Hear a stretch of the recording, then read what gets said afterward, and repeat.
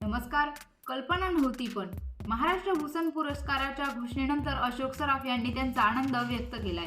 नुकतीच राज्य सरकारने महाराष्ट्र भूषण पुरस्कार 2023 ची घोषणा केली. यंदाचा महाराष्ट्र भूषण पुरस्कार 2023 ज्येष्ठ अभिनेते अशोक सराफ यांना जाहीर झालाय.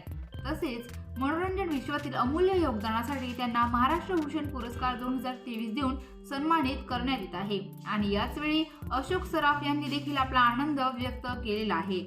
ते म्हणतात, मला आता थोड्या वेळापूर्वीच कळलं की यंदाचा महाराष्ट्र भूषण पुरस्कार मला जाहीर झाला आहे. खरं सांगू तर मला हा पुरस्कार मिळेल याची खरंच कल्पना नव्हती. मी चांगलं काम करतोय, तुम्हाला माझं काम आवडतंय, हीच माझ्यासाठी खूप आनंद देणारी गोष्ट आहे. या पुरस्कारामुळे माझी आतापर्यंतची ही धडपड अखेर सार्थकी लागली असं वाटतंय. मी साकारलेल्या भूमिका आणि माझं सगळं काम प्रेक्षकांना आवडलं पाहिजे. नेहमीच हाच माझा हेतू असतो. मायबाप प्रेक्षक असतील तरच मी आहे. या प्रवासात ज्यांनी मला आतापर्यंत साथ दिली, मदत केली, त्या प्रत्येकाचेच मी आभार मानतो. आणि या प्रसंगी निवेदिताचे देखील मला आभार मानावेसे वाटत आहेत असं अशोक सराफ यांनी सांगितलं. नुकतीच महाराष्ट्र भूषण पुरस्काराची घोषणा करण्यात आली आणि अशोक सराफ यांना पुरस्कार जाहीर करताना महाराष्ट्राचे मुख्यमंत्री एकनाथ शिंदे यांनी लिहिले की ज्येष्ठ मराठी चित्रपट आणि नाट्य अभिनेते अशोक सराफ यांना कला क्षेत्रातील भरीव योगदानासाठी 2023 वर्षाचा मानाचा महाराष्ट्र भूषण पुरस्कार देण्याची घोषणा मुख्यमंत्री एकनाथ शिंदे यांनी केली आहे आणि त्यांचे अभिनंदनही केले आहे. नमस्कार. देशभरात नॅशनल क्रश अनु अग्रवाल ठरली होती. 1990 मध्ये प्रदर्शित झालेल्या आशिकी या पहिल्या चित्रपटातूनच तिला प्रचंड प्रसिद्धी मिळाली होती. तसेच काही वर्षांनंतर अणूचा अपघात झाला आणि त्यास तिचा स्मृतिभ्रंशही झाला होता. अणू स्वतःलाही ओळखू शकत नव्हती. महेश भट दिग्दर्शित आशिकी या चित्रपटात राहुल रॉय आणि अनु अग्रवाल यांनी मुख्य भूमिका साकारल्या होत्या. नुकतेच एका दिलेल्या मुलाखतीत अरुणने अपघातानंतरच्या काही आठवणी सांगितल्या आहे. ती म्हणते, अपघातानंतर जेव्हा माझा स्मृतिभ्रंश झाला तेव्हा मी आशिकी हा चित्रपट पाहिला होता. माझ्या आईने माझ्यासाठी तो चित्रपट लावला होता, पण त्या चित्रपटाच्या कोणत्याच आठवणी मला आठवत नव्हत्या. ऑन स्क्रीन दिसणाऱ्या मुलीला मी ओळखतच नव्हते. माझी आई मला सतत सांगत होती की ती तूच आहे, पण एखाद्या लहान मुलीप्रमाणे मी तिच्याकडे बघत राहिले होते. मी तिच्याशी कनेक्टच होत नव्हते.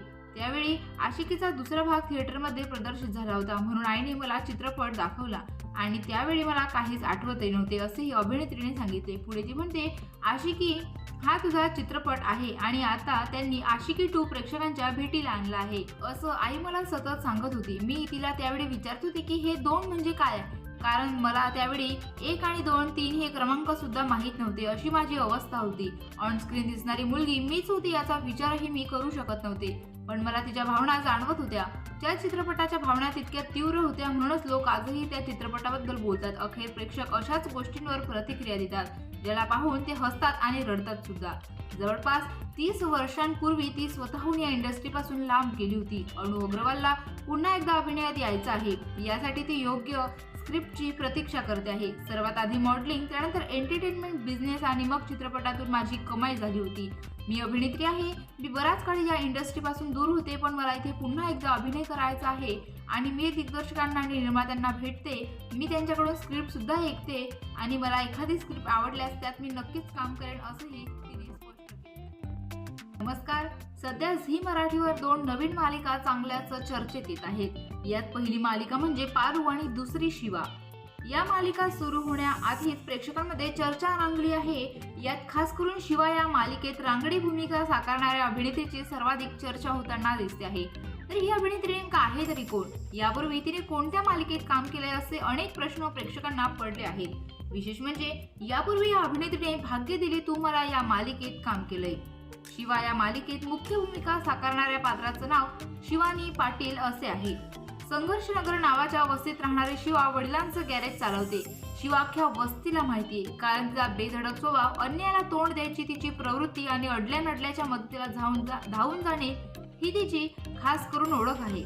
शिवाच्या घरात तिची आई, आजी आणि मोठी बहीण असा परिवार आहे आणि तिच्या वडिलांच्या अकाली निधनामुळे घरची जबाबदारी तिच्यावर पडली आहे. आणि या मालिकेत शिवा ही भूमिका अभिनेत्री पूर्वा कौशिक साकारत आहे. यापूर्वी तिने भाग्य दिली तू मला या मालिकेत कावेरीची भूमिका साकारली होती.